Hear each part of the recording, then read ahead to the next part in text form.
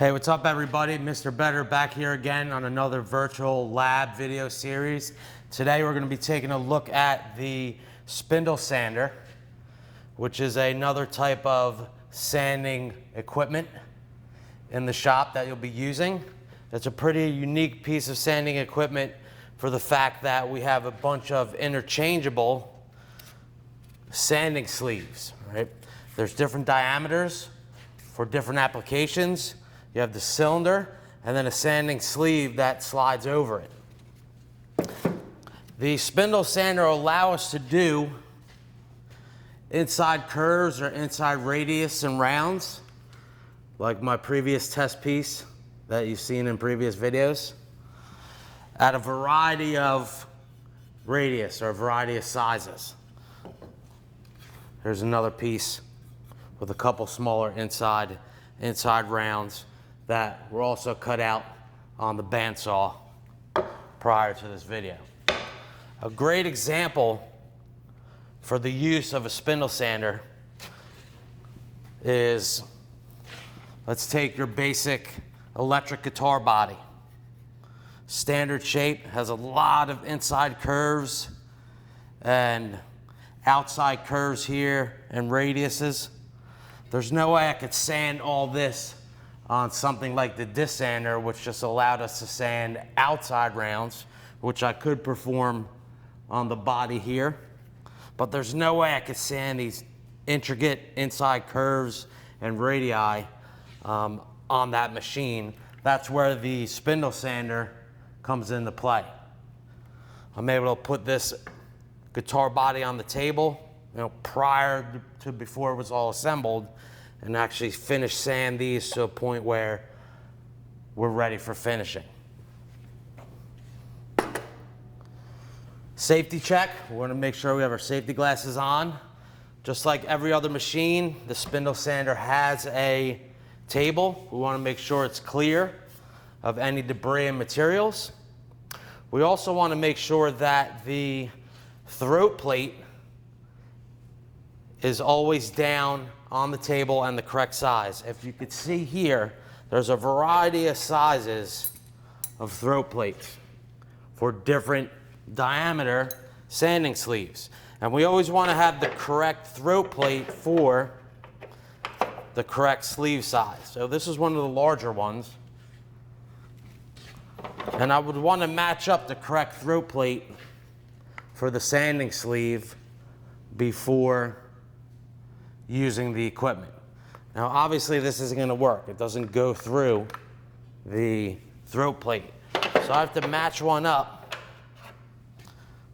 that's going to fit just through the sanding sleeve.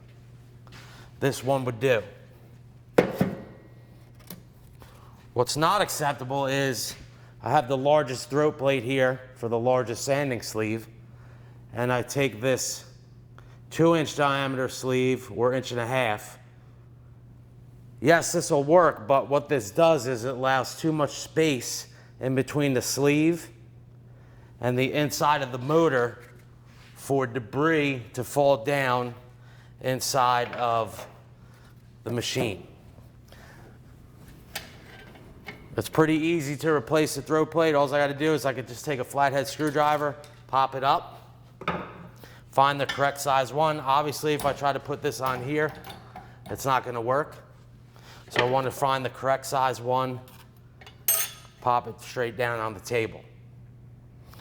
Like I said earlier in the video, the spindle sander has interchangeable sleeves. How do we do that? Well, let's say I wanted to use a larger sanding sleeve for this larger radius inside curve. Or even going back to the guitar body.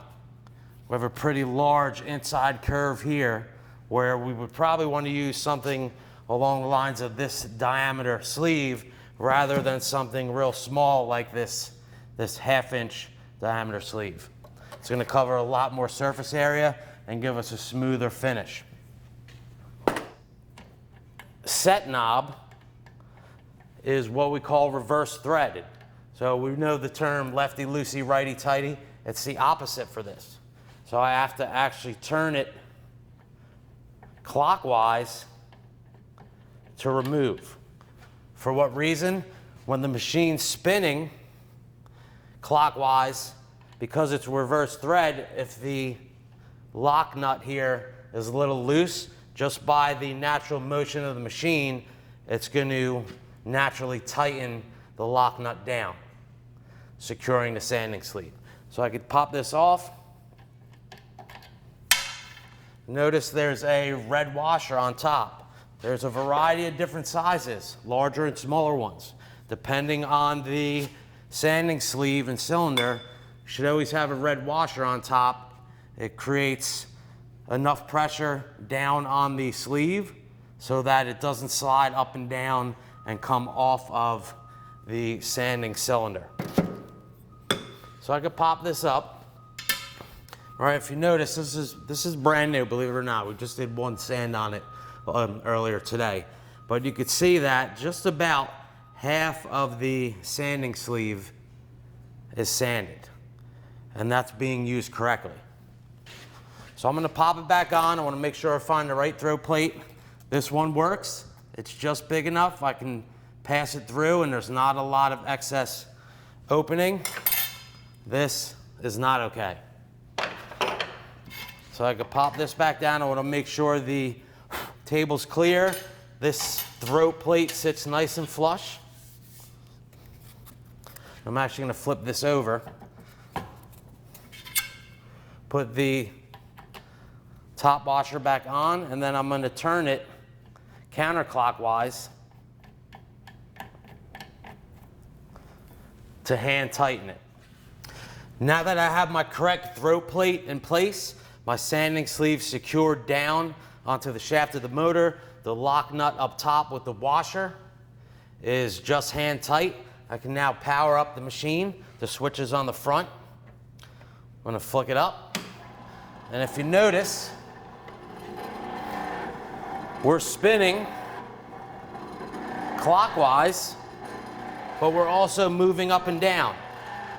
And remember earlier, I flipped this sleeve over. You see where it's a little bit worn at the top. But the reason why this spins and moves up and down is to create even wear on the sanding sleeve. If this just spun and not moved up and down, I'd only be sanding on a small portion of the sleeve. And even flipping it over, I'm wasting a good amount, probably around half of the entire sleeve wouldn't be used, and that's just a waste of material. It would also create more burns and wear down the sanding sleeve even faster. So I'm gonna take this, my test piece. Here's my inside curve or inside radius, and if I do a little close up here, I markered it up. You could see all the bandsaw marks. I'm gonna sand those out.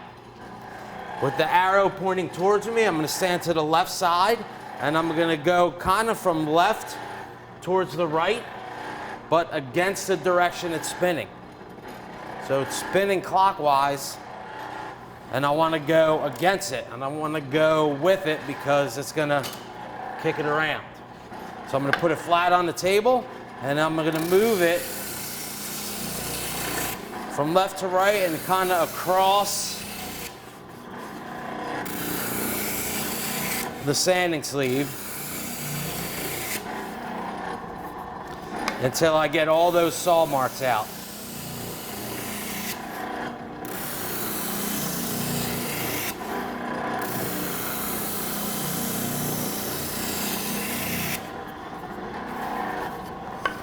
Couple more.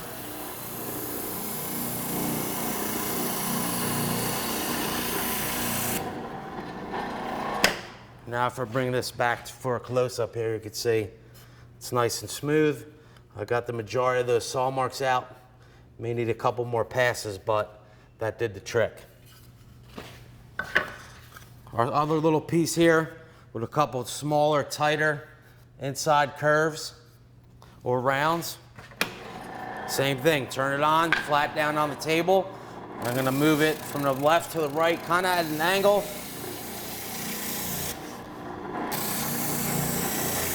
Against the direction it's spinning.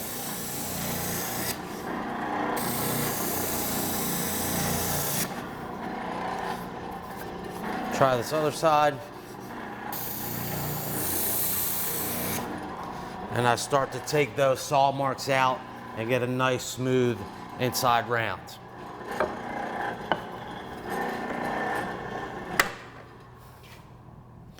And now here's a great example of, we'll use just about the entire sanding sleeve over time. As one half gets used, we'll flip it over, use the other side, and there's just a small portion in that center part that is not typically used. Now, we talked about outside rounds earlier when we did our little video on the disc sander. Could you sand an outside round on here? Sure. Will it work efficiently? No. Trying to sand an outside round, I'm only contacting a small portion of the sanding sleeve. So this is what typically is going to happen. I could try sanding this. I may, turn it this way. I may slow down and hold it in one spot for too long.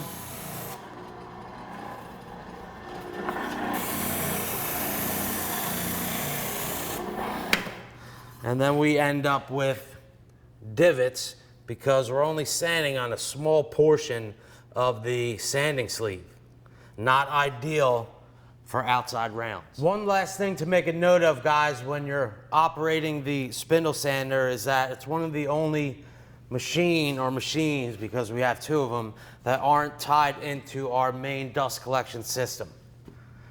So it's important, behind it, we have a standalone shop vac that's hooked up to both of them to collect the fine particles of sawdust or plastic or whatever it is that you're sanding while you're using the machine. So right in the back here is a small tabletop vacuum, and I want to turn the switch on.